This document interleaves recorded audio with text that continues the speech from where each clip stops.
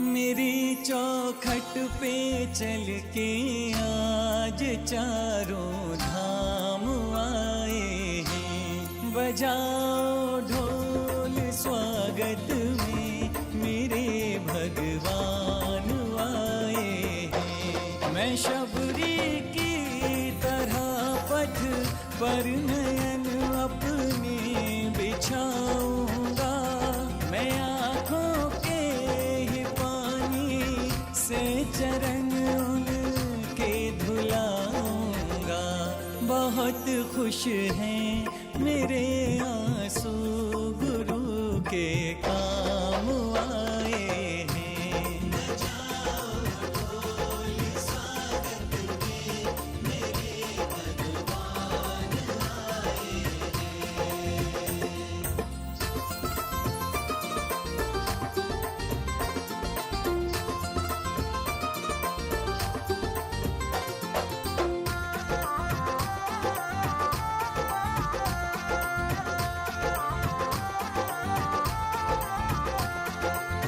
तुमको पाके क्या पाया है ये भक्तों के मन से पूछो।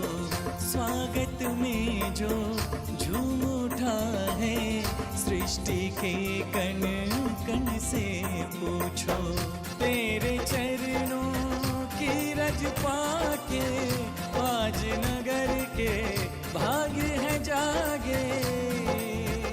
की है दीर्घ प्रतीक्षा, दी है कठिन परीक्षा, तब पूरी हुई इच्छा। संदेश आज खुशियों के हमारे नाम आए हैं।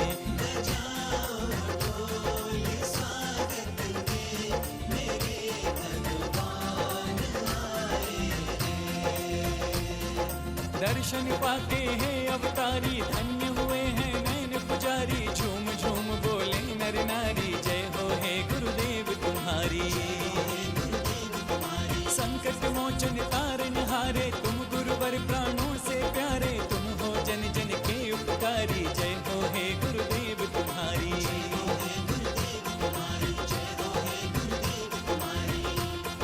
लगे जैसे अवध में आज प्रभु श्री राम आए हैं।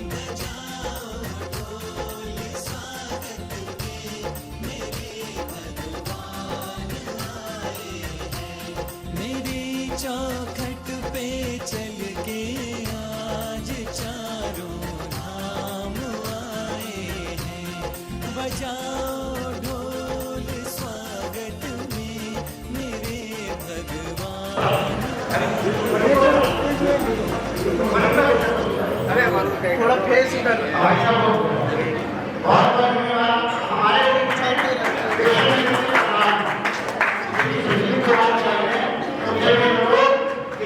रहना भी एक यहीं पर रहना सर।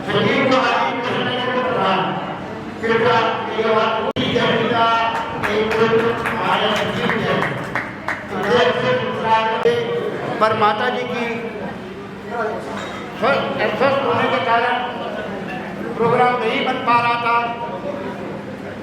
आज ये सौभाग्य प्राप्त हुआ कि विमल सागर महाराज जी का पूरा संघ भोगल में उपस्थित हुआ है। ये हमारा सबका भाग्य उदय है। और आज मैं सभी भोगलवासियों की तरफ से महाराज जी के चरणों में नमस्कार करता हूँ। और महाराज जी की पाठ प्रक्षालन के लिए प्रवीण जैन गिरकर क्लास महावीर प्रसाद जी थे यहाँ पे।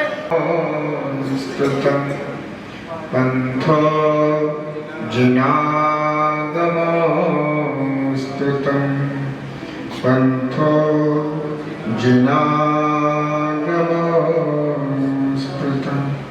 जब देवादेवेश्वर श्री आदिनाथ भगवान की, देवादेवेश्वर श्री चंद्रपुर भगवान की, हे वाद्य व्यक्तराज श्री शांतिनाथ भगवान की, हे वाद्य व्यक्तराज श्री पार्श्वनाथ भगवान की, हे वाद्य व्यक्तराज श्री महावीर भगवान की, 24 तीर्थंकर भगवान की, परम पूजनीय आचार्य भगवान श्री पूज्यपाद स्वामी के, परम पूजनीय समाधि सम्राट चक्रवर्ती सूर्य दक्षाचार्य शुद्धोपयोगी संत गुरुदेव श्री 108 विराट सागर जी महामुनि राज की, अहिंसामयी जैन धर्म की,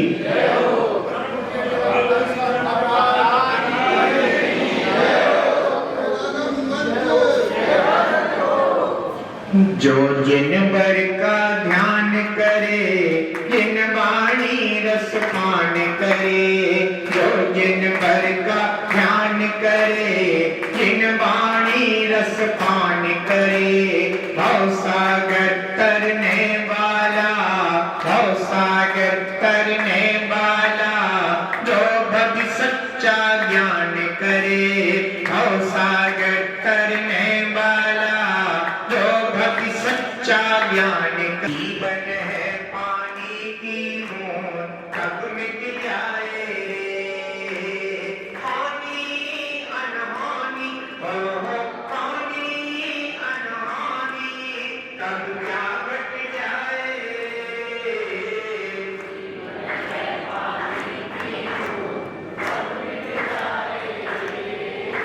जब पूजा क्यों करते हैं? साधु जनों को आहार दान, उनकी सेवा क्यों करते हैं? आत्मा की शुद्धि के लिए। बहुत सही उत्तर दिया है दुल्हन ने। बैठिए।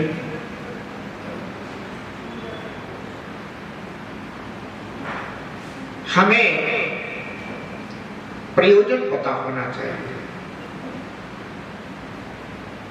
कि हम यहां क्यों आ रहे हैं। यदि आप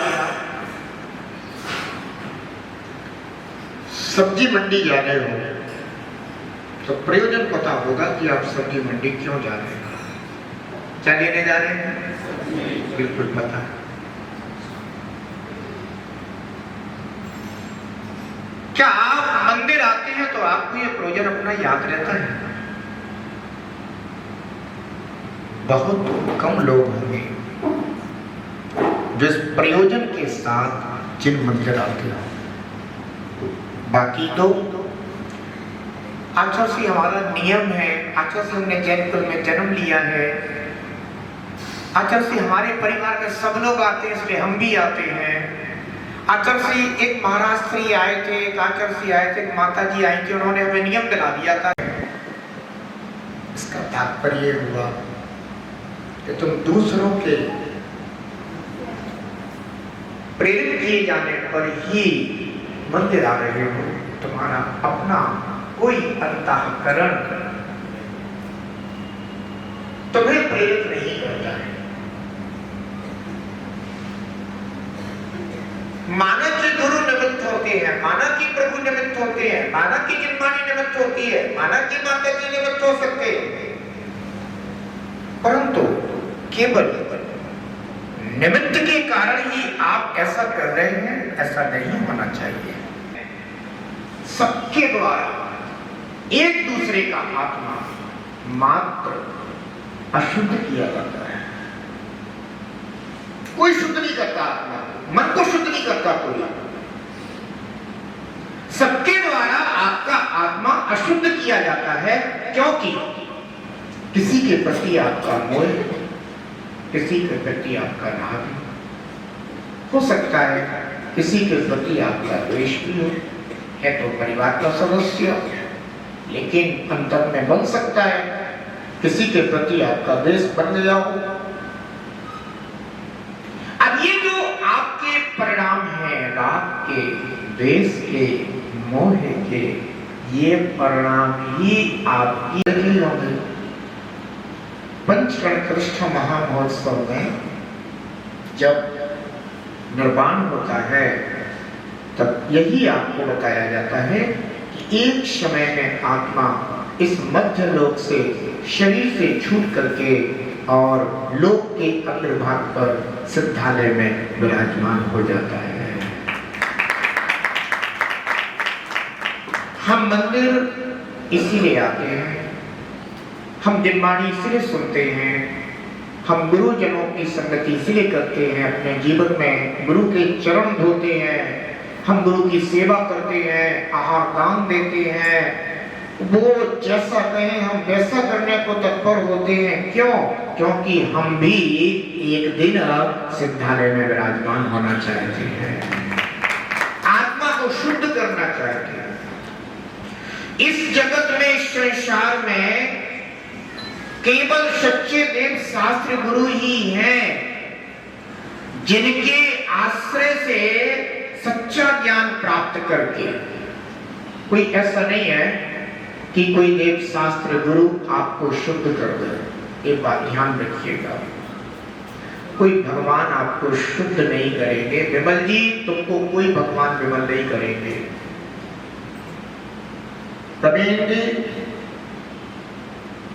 कोई गुरु तुम्हें निर्मल नहीं करेंगे, ना ही तुम्हें वे सभी शास्त्रों में प्रवीण करेंगे।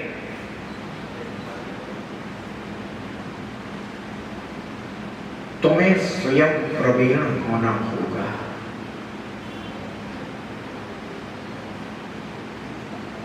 तुम्हें स्वयं अपना लक्ष्य निर्धारित करना होगा।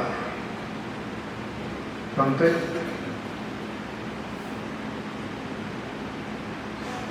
नाम तो कमल का है, पंख में रहता है, पर पंख से ऊपर रहता है।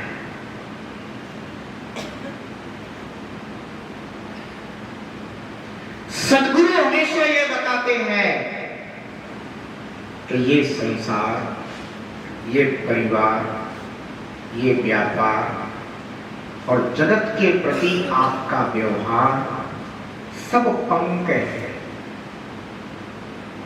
सब पंख है, सब कीचड़ है। परिवार भी कीचड़ है, व्यापार भी कीचड़ है, जगत के प्रति आपका जितना भी व्यवहार है वो भी कीचड़ है। अब उससे ऊपर आपको उठना है तो कुछ नहीं करना, कुछ नहीं करना प्रमोद जी, कुछ नहीं करना, बस इतना ही करना है कि जैसे जल में कमल है, कीचड़ में कमल है वही, पर वहां रह करके भी वह उससे ऊपर उठा हुआ है, उसको स्पर्श नहीं करता, अभी वहां से छूटा भी नहीं है। गृहस्थ जीवन को जल में स्थित पंकज कमल की तरह बताया गया है। गृहस्थ जीवन है वो, भगवान ने बताया कि दो ही मार्ग हैं मनुष्य जीवन के, एक तो सजल, या तो जीवन निर्वाह करके इस मनुष्य भाव को समाप्त किया जाए, या फिर इस जीवन में कुछ उपलब्धियां हासिल की जाए। जीवन निर्वाह तो सारा जगत कर रहा है, पर जीवन निर्वाह करने के बाद मृत्यु आती है, और जैसा आपने जीवन निर्वाह किया है उसके अनुसार ही फिर आपके भाव, आपकी गति निर्धारित हो जाती है। पर जीवन में कोई उपलब्धि, उपलब्धि क्या है सतीश जी? उपलब्धि क्या है?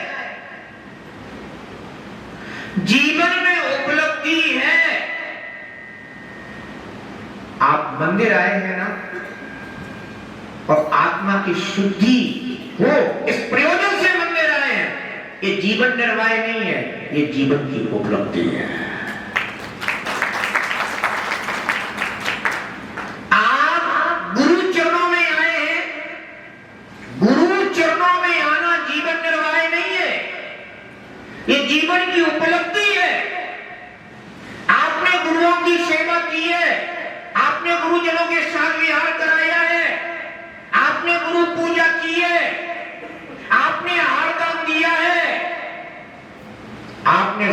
सेवा की है, आपने जिन मंदिर बनाया है, आपने भगवान को पधराया है, छत्र लगाया है, चमर लगाए हैं, ये जीवन निर्वाह नहीं है, ये जीवन की उपलब्धि है। जीवन निर्वाह तो इस जगत के सारे जीव कर रहे हैं। जीवन निर्वाह के लिए रोटी कपड़ा और मकान, जीवन निर्वाह के लिए बेटा सबके सम्यक, जीवन निर्वाह के लिए रोटी कपड़ा और मकान, इन तीनों के लिए एक दुकान है। रोटी कपड़ा और मकान और इनके लिए एक दुकान, ये जीवन निर्वाह का मार्ग है। पर जीवन निर्माण का मार्ग, जीवन की उपलब्धि का मार्ग क्या है? उपलब्धि का मार्ग ये है कि जो आप जीवन निर्वाह करते हैं ना, इस जीवन निर्वाह में अनेक प्रकार के अशुभ भाव आपके होते हैं, शुभ भाव नहीं होते। इस जीवन निर्वाह में आपके अशुभ भाव होते हैं और अशुभ भावों से आपको अशुभ कर्मों का बंध होता है। धीरज, इससे क्या होता है? अशुभ भावों से अशुभ कर्मों का बंध होता है। लेकिन उन अशुभ भावों को और अशुभ कर्मों को कोई ना कोई तो धोने वाला होना चाहिए। तो ये जो तुम भावपूर्वक गुरु सेवा, प्रभु सेवा, जनवाणी का रसपान के गुरु जी कुछ प्रवचन कर रहे हैं, चलो दो शब्द गुरु जी के मुख से बेटा अच्छे सुन लो। ये जो वचन सुनने में आ रहे हैं, ये जो ज्ञान प्राप्त हो रहा है, ये आपका जीवन निर्वाह नहीं है, क्योंकि इसमें ना रोटी है, ना कपड़ा है, ना मकान है, ना दुकान है। बेटा इससे कुछ नहीं मिलने वाला है। तुमको कि गुरुजी तुम्हें दुकान करा दे तो ना कराएंगे, तुमको प्रभु जी तुम्हारे लिए जो है ना मकान बनवा दे तो ना बनवाएंगे। ना रोटी की व्यवस्था है, न कपड़े की व्यवस्था है, इसलिए अपन ने कपड़ा भी छोड़ दिया, रोटी भी छोड़ दी कि अगर कोई मेरी नवदा भक्ति से कोई आहार दान देगा तो लूंगा, अन्यथा। परंतु जब जीवन की उपलब्धि के लिए जिया जाता है, जब जीवन की उपलब्धि के लिए कुछ किया जाता है, तो उससे रोटी की व्यवस्था भी होती है, कपड़े की व्यवस्था भी होती है, मकान की व्यवस्था भी होती है, दुकान की व्यवस्था भी होती है। और इसके साथ साथ जो अशुभ कर्मों का आश्रय होता है, वे अशुभ भाव भी धुल जाते हैं, अशुभ कर्म भी धुल जाते हैं, और उस जीव की दुर्गति न हो करके जीवन की उपलब्धि से तो सगति हुआ करती है। इसलिए भगवान ने बताया कि बेटा सुगति का अगर कोई मार्ग है तो वो है जीवन की उपलब्धि के लिए जीना। जीवन निर्वाह तो आपका चल रहा होगा, क्योंकि आप जो पूर्व में कर्म करके आए हैं उससे भी आपका जीवन निर्वाह होगा।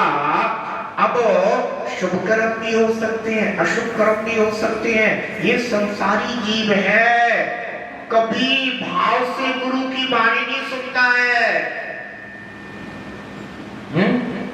बहुत बिरले जीव होते हैं जो गुरु वाणी जनवाणी को सुनते हैं।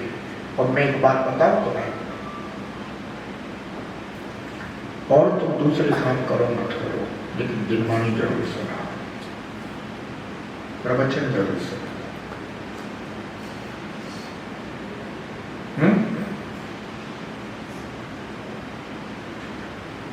क्योंकि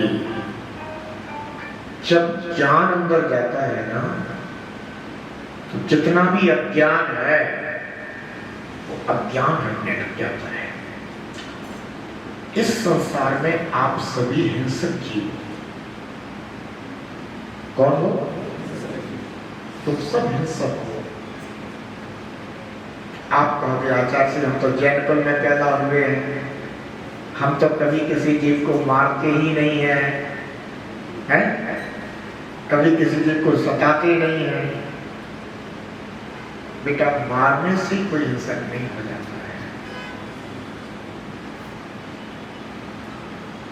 तुम राग करते हो ना,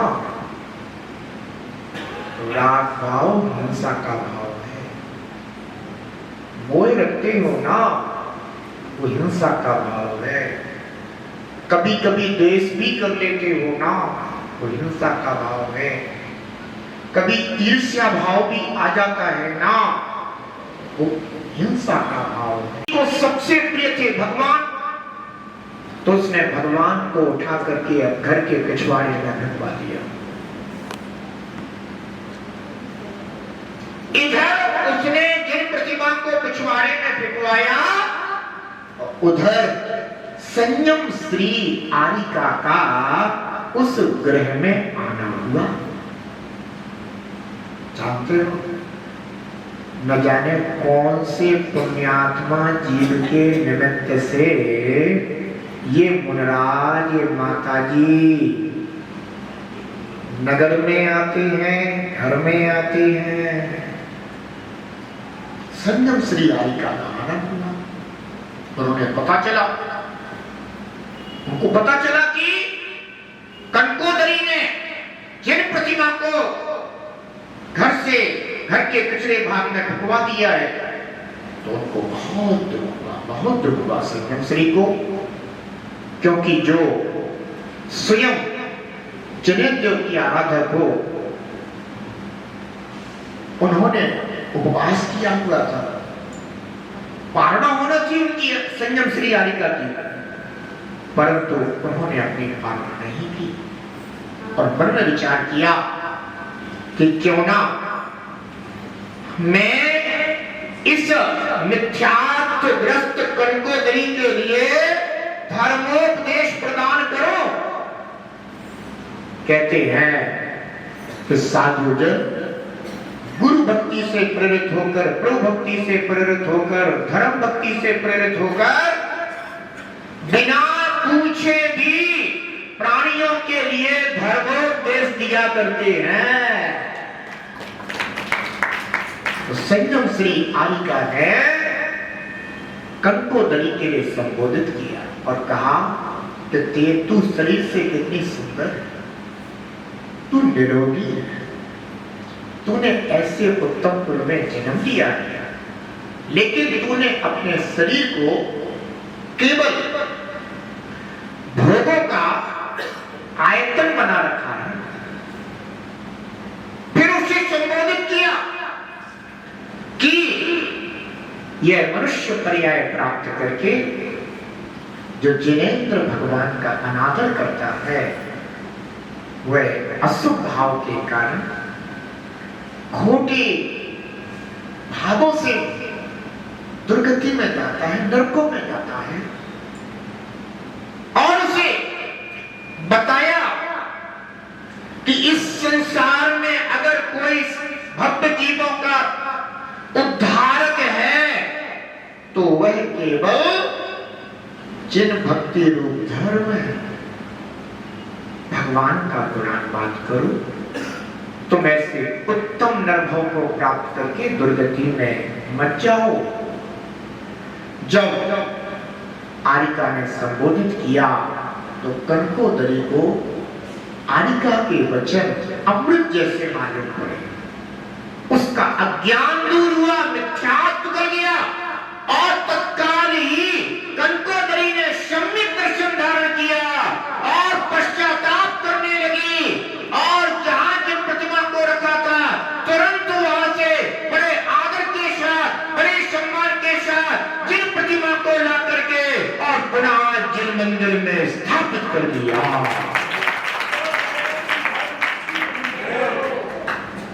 इस संसार में सभी जीवों के लिए जो भी प्राप्त हो रहा है, वह अपने अपने कर्म के उदय से प्राप्त हो रहा है। इसमें किसी दूसरे का कोई दोष नहीं है। सब जीव अपने अपने बने हुए कर्म जब उदय में आते हैं तो वैसे ही निमित्त मिलते चले जाते हैं। वही कनकोदरी का जीव आगे चल करके फिर अंजना की पर्याय को प्राप्त हुआ, और वही अंजना जिसने कनकोदरी की पर्याय में जिन प्रतिमा का अनादर किया था, उस समय जो कर्म बांध लिया था, वह कर्म उसका विवाह के बाद उदय में आया। जन्म से जब उसकी अंजना की पर्याय में जन्म हुआ तो बहुत धर्मात्मा नारी थी, विदुषी नारी थी, सती नारी थी। वह देव शास्त्र गुरु की आराधना किए बिना तो एक ग्रास में मुख में नहीं डालती थी। किसी का ऐसा धार्मिक जीवन देख करके, और अगर उसके जीवन में कोई कष्ट आ जाए, कोई दुख आ जाए, तो सब लोग एक ही बात कहते हैं कि देखो तो इतनी तो धर्म करती है, इतना तो धर्म पालन करते हैं, फिर भी इनके जीवन में इतने कष्ट क्यों आते हैं? धर्म करने से तो दुख कष्ट दूर होते हैं, अवश्य दूर होते हैं। लेकिन जो तुमने निकाचित निधत्ती निकाचित जैसा कर्म मांग लिया है, देव शास्त्र गुरु का अनादर करने से निधत्ती निकाचित जैसा कर्म बंद होता है, जिस कर्म को इस जीव को भोगना ही पड़ता है, करता नहीं है। अंजना का वही कर्म उदय में आया, और सबको पता है कि अगर अंजना को दर दर भटकना पड़ा, लेकिन उसने जो पश्चाताप किया था ना, उससे उसे पुण्य की प्राप्ति, और उस पुण्य के वजह से उसी अंजना के गर्भ में ऐसा महापुरुष आया, ऐसा महापुरुष आया कि अंजना भले जंगल में रही, गुफाओं में रही। सोचो, कभी विचार करना, राजपुत्री और राजबहू एक दिन जंगल में भटक रही है। आप तो ना राजा हो, ना राजपुत्री हो, ना राजपुत्र हो, सामान्य व्यक्ति हो। फिर भी जीवन में अगर कोई विपरीतता आ जाए है, तो सोचो परिणाम कैसे कैसे हो जाते हैं। हम सबसे पहले धर्म छोड़ने लग जाते हैं। हम सबसे पहले मंदिर आना, पूजा करना, अभिषेक करना, भक्ति करना, स्वाध्याय करना, गुरु सेवा करना, तीर्थ वंदना करना, धर्म के कारण करना सबसे पहले छोड़। क्या मिला हमको? धर्म करने से क्या मिला हमको? अरे अज्ञानी जीव, अब जो तूने अपनी अज्ञानता में कर्म बांधा है, वो काटने वाला ये धर्म ही है। समय तो लगेगा। अब गंदा वस्त्र हो गया है, साबुन लगा रहे हो, और वह अगर एकदम से साफ नहीं दिख रहा है तो इसका तात्पर्य नहीं है कि वो किसी और से साफ होगा। वो उसी साबुन से साफ, थोड़ा टाइम तो लगेगा।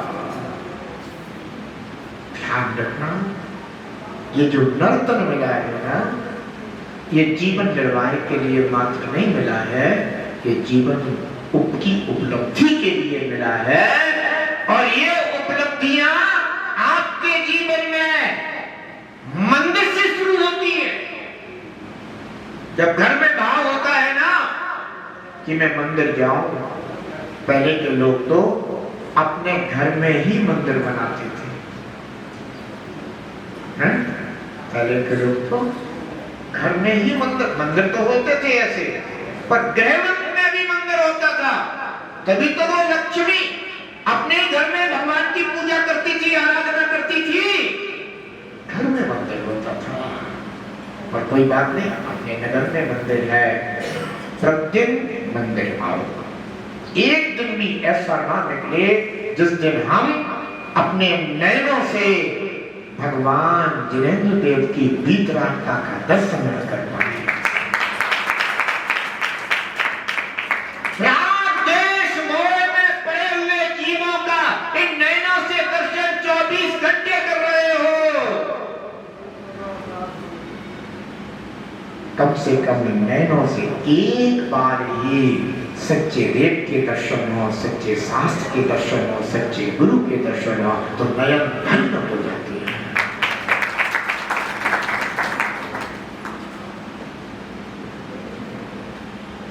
समय अपना हो गया। आज भोगल आना हुआ पहली बार।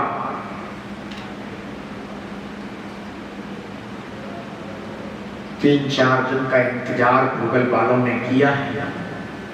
रोज पहुंचते थे कि आचार्य सिंह भोगल कब आ रहे हो, आचार्य सिंह भोगल कब। हर दिन पहुंचे, हर दिन निवेदन। मैंने कहा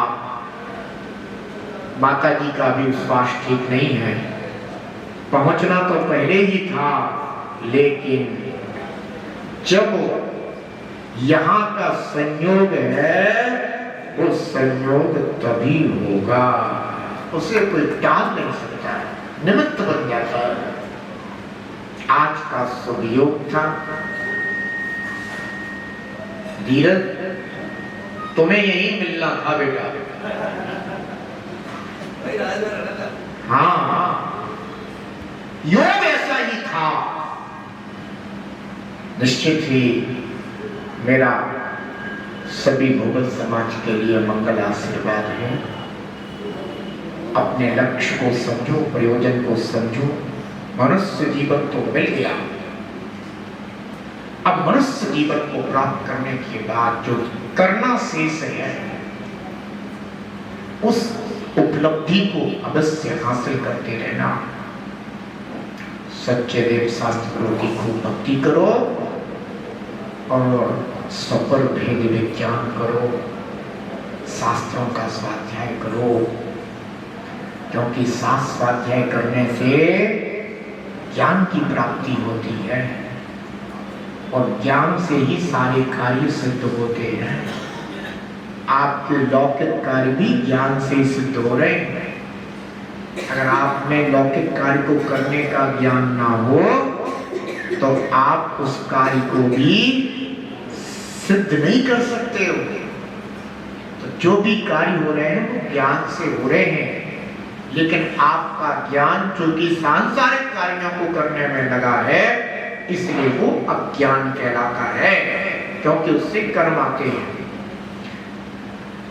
जब हम शास्त्र पढ़ते हैं तो सम्यक ज्ञान की प्राप्ति होती है और सम्यक ज्ञान से अपने कर्मों का नाश होता है और हमारी उन्नति होती है, सुगति होती है। और एक दिन केवल उन्नति और सुगति नहीं होती, परम गति की प्राप्ति हो जाया करती है। आप सभी का जीवन सुख बने, मंगल बने, आपके जीवन में सुख, शांति, समृद्धि और धर्म की वृद्धि होती रहे, यही मेरा सबके लिए मंगल मंगल आशीर्वाद है। जो जिन मर का ध्यान करे, जिन वाणी रस पान करे, जो जिन मर का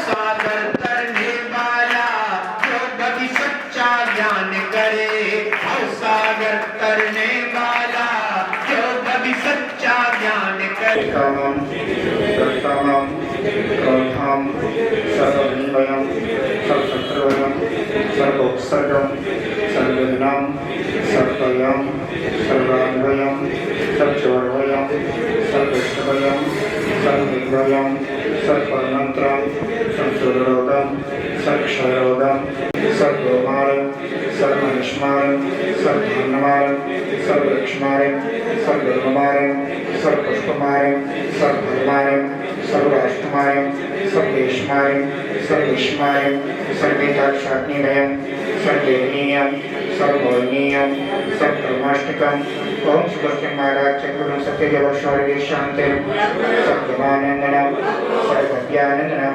ध्यायामि। ओम ह्रीं श्री विश्वादेवी रन्ताञ्जलिं स्नप्यामि ॐ ह्रीं श्री विश्वादेवी रन्ताञ्जलिं स्नप्यामि ॐ ह्रीं श्री विश्वादेवी रन्ताञ्जलिं स्नप्यामि ॐ ह्रीं श्री विश्वादेवी रन्ताञ्जलिं स्नप्यामि